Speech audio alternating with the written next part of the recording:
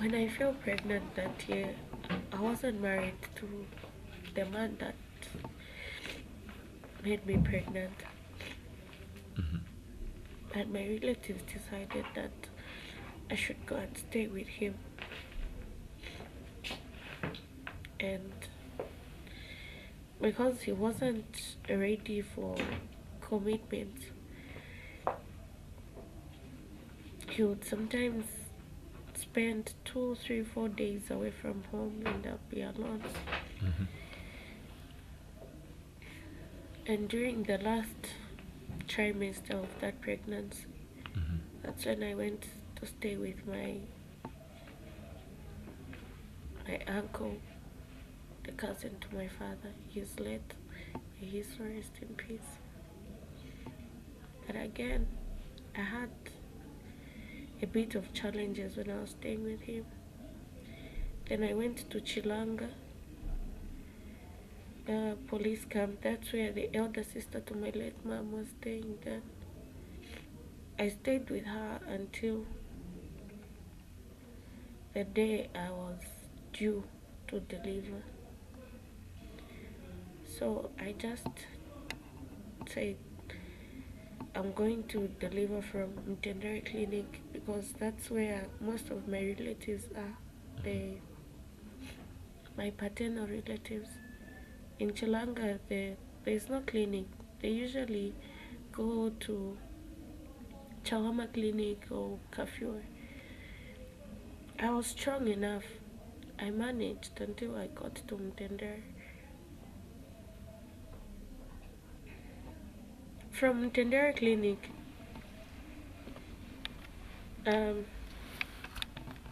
my auntie had sent my sister-in-law, the one that was then married to my cousin, her firstborn son, to say go and pick her up when they discharge her. So that's when I went to stay with her.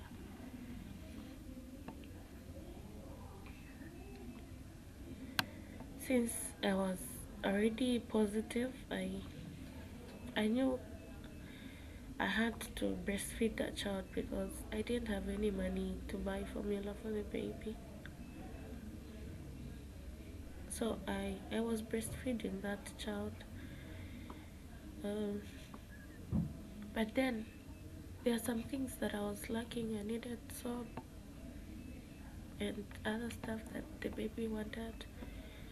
So I would always follow up the father to the baby. He was an electronic technician.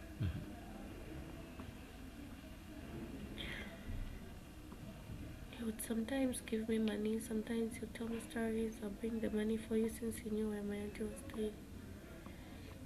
Then on this particular day, I followed him, and then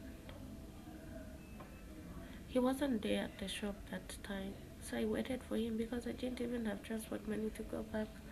But then his friend offered and gave me transport money to go back home.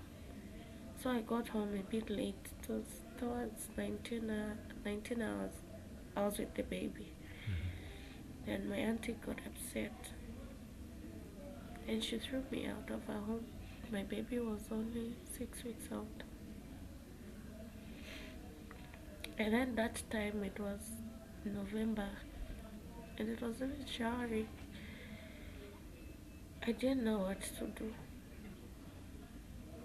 And I went to the elder brother to my father. He's also staying in Mtendere. So I went there and then they were surprised to see me at that time of the day.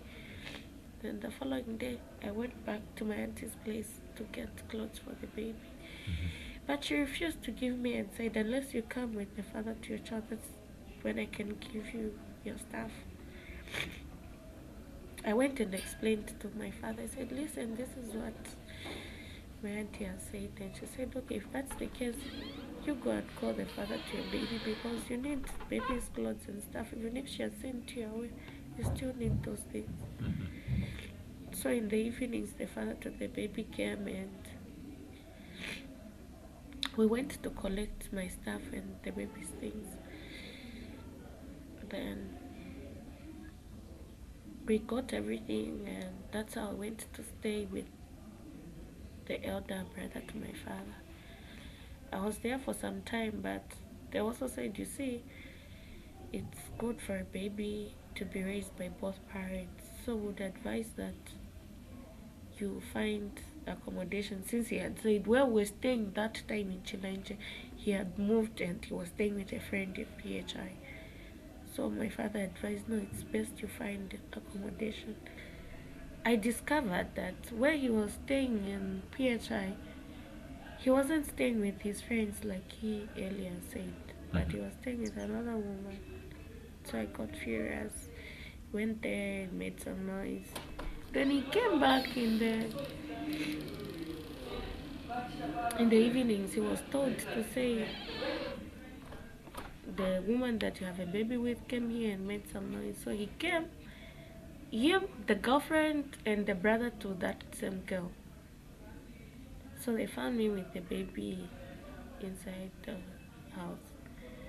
Then they entered, the three of them. Then asked me, why did you go to our house to make noise and stuff like that? Then he started beating me. That man is the one who was carrying the baby when the baby started crying, and the woman was just watching, and he was holding me down and beating me. Then the neighbors heard, so that's how they came, and that was the landlord and his son. And that man was so upset. He was like, no, this is inhuman. There's no way the two of you are just watching somebody beating up your friend, and you're quiet about it, you're comfortable with it. So he said, because of this act, this very month, you shouldn't even give me the money for rentals. You should move and find somewhere else to stay.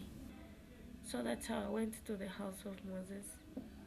From the house of Moses, they couldn't admit the baby there and then. And no, they explained, you see, we can't keep you and your baby, but we can keep your child.